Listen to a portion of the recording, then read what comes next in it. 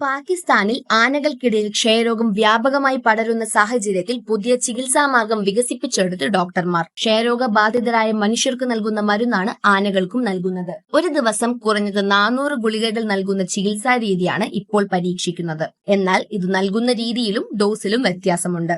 ഭക്ഷണ സാധനങ്ങളിൽ, പ്രത്യേകിച്ചും മധുര പലഹാരങ്ങളിലാണ് ആനകൾക്ക് ഗുളിക നൽകുന്നത്. കറാച്ചി സഫാരി പാർക്കിലെ ജീവനക്കാരാണ് ഈ നൂതന പരീക്ഷണത്തിന് പിന്നിൽ. ആനകളുടെ ശരീരഭാരം കണക്കിലെടുത്തായിരിക്കും ഡോസുകൾ ക്രമീകരിക്കുക.